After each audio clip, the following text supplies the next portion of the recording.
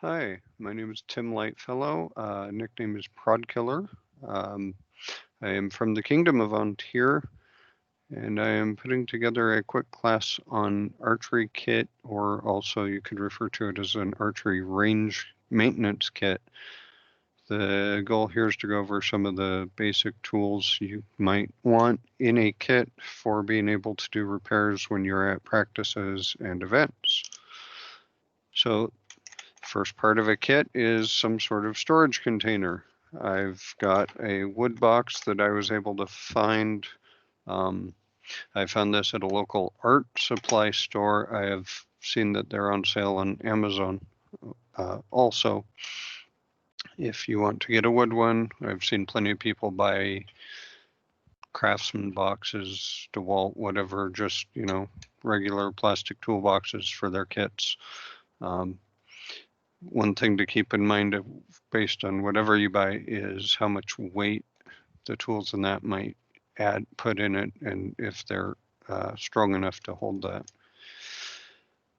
Okay, so within the kit, some of the quick things for tools, looking through the top. So one thing I have is I have an X-Acto knife and I have a Leatherman.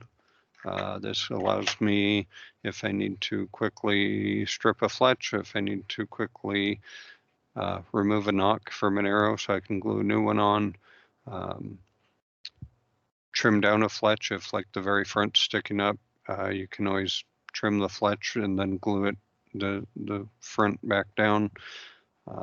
Again, just for use on a range where you may not have the tools you would have at home to do a full repair. Knock pliers. So these are used for putting what they refer to as the knock set or the knock bead onto your bowstring. One thing I have discovered by buying the wrong thing the first time is that you really want to make sure you get something that has like the spring clip on it. The first set I bought didn't, and it was literally a two-hand tool. You had to pry it open and pry it closed. It didn't move well. So no brand specific preferences, but definitely want one with the spring, a spring loaded or a spring clip to make it work easier. Let's see. From there, we will go to a bow square, which helps you put the knock set in the right spot. Not sure how well this camera is going to show it, but on the bow square, there are two lines here that line up with the rod that sticks out, and that tells you where to put the knock bead. Knock bead goes above the top one if you knock below, or below the bottom one if you knock above the bead. On these, we generally recommend this model, which is a Saunders Archery bow square. There are metal ones out there that are just flat. They're kind of like basically like a T-square or an L-shaped square that you might buy at a hardware store. And we've just not had good success with those. I know some people have them and use them, so maybe someone could do a video on how to use them and get them to work right. Someone recommended in that vein that this is one of the tools that if you can't afford to go buy, you could always buy a square from a hardware store, or you may already have one in your toolkit around the house, and it would provide an alternative to spending money on the tool. Okay.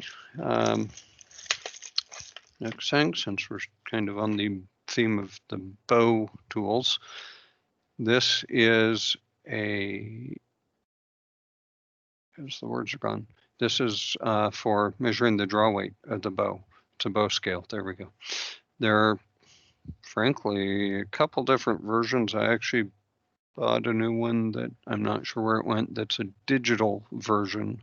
The thing I didn't like about this one is I couldn't find any way to adjust the reading.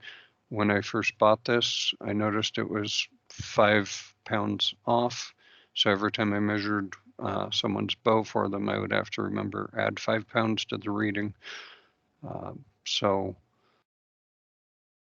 But I've seen all kinds of people use these, and they are great. They're easy to use. They, as long as you know what the scale is and if it's off at all, they're still a very effective tool. Let's see. Moving on, trying to keep in mind specifically tools here at the moment, though. Supply Fletch tape. It's double-sided, so again, if you have a fletch that's coming off, you can quickly secure it to your shaft while you're maybe finishing a tournament, and then you can actually take it off and reglue it and fix it fully later on. String wax. There are a lot of store brands or store available string wax like sticks and that. They all work fine. They're all usually beeswax based. These are some that someone made that they did, I think, a beeswax and a mineral oil mix, but straight beeswax works just fine. We have a torch. This one uses butane for putting on with hot melt, high temperature hot melt glue, putting tips back on arrows or bolts. Okay, we'll move to the bottom of the kit. Other tools you might have, serving jigs. The one in this hand has crossbow serving material on it. The one in this hand has handbow serving material. The difference is crossbow serving tends to be thicker. This is about I think it's 0.21 or 0.021, and this is 3.5 as I recall. But on these, I've had bad luck with this. The hole in the top is really, really small, so I have to use a needle to try to push the thread through, and so it ends up splitting the thread. This one with the grommets, I haven't had that issue. This is a kind of a secondary brand version of this. There is a primary brand that I can't think of the name right now, but I've heard nothing but good things about it because it does do a really good job of maintaining tension while you're putting the serving on. Some other things I tend to keep. I keep some artificial sinew. I tend to shoot crossbow mostly, and for crossbow we use continuous loop, so the ends of the string are served as well, and sometimes that can start to fray, so I can redo it. I keep some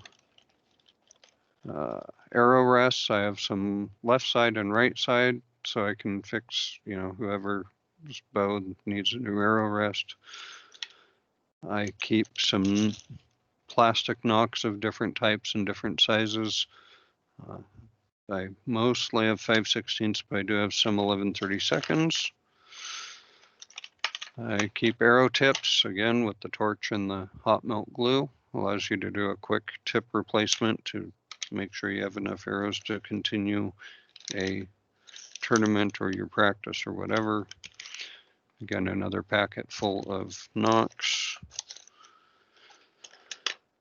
I also have knock beads, and hopefully this shows with the light. These ones are all black on the inside. Knock beads have different colors on the inside. I'll see if I can quickly find one of the other ones.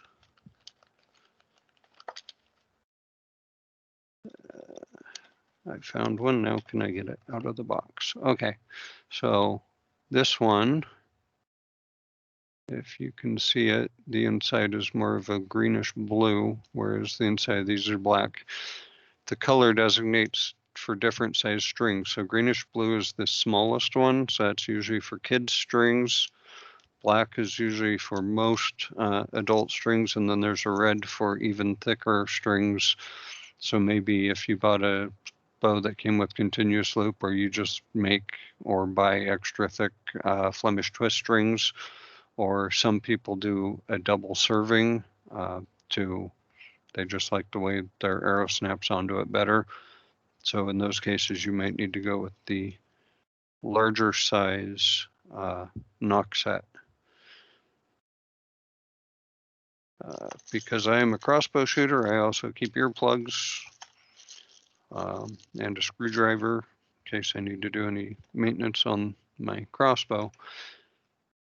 One thing you can have, this isn't called an arrow checker. Basically, you put your arrow on it and spin it and see if you see any areas that are not straight.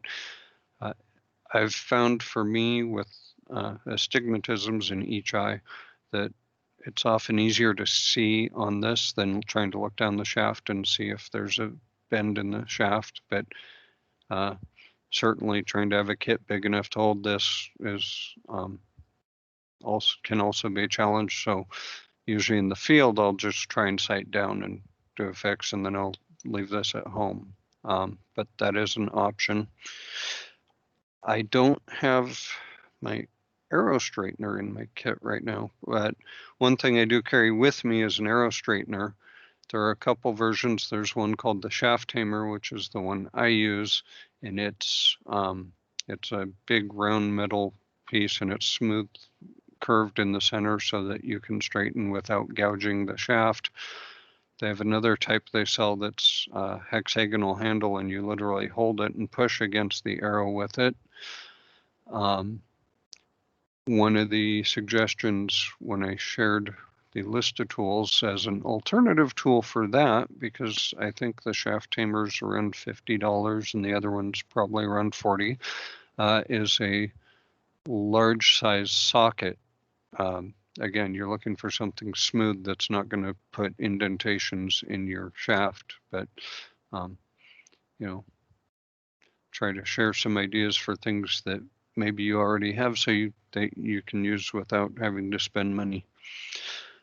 And I'm taking a last look. One thing that was mentioned when I taught this, Fletch glue. Fletch glue. I use Duco cement. People use super glue, Fletch Tape. There's all kinds of different brands of various mixtures of basically the same thing. They're kind of all very similar to super glue. The Duco cement, what I notice is it's not quite as watery as super glue. It doesn't spread and flow as much, so it's a little easier to keep it where you put it. And I guess I'm having not used any of the other store-bought ones. I'm assuming they probably are similar. One thing that was mentioned when I taught this class, I'm trying to do this with no students, so it's a little strange to not get feedback, sorry, was if you use self-knocks. I generally don't, so it never occurred to me, but sometimes you may get a Robin Hood that's just a little nick that it's still shootable, but you may have some wood splinters or that sticking off. You can always carry some sandpaper or a couple small files, so you can just kind of file it down to prevent, getting poked or injured from any small bits of wood or splinters sticking off. I believe that pretty much covers what I typically have in a range kit.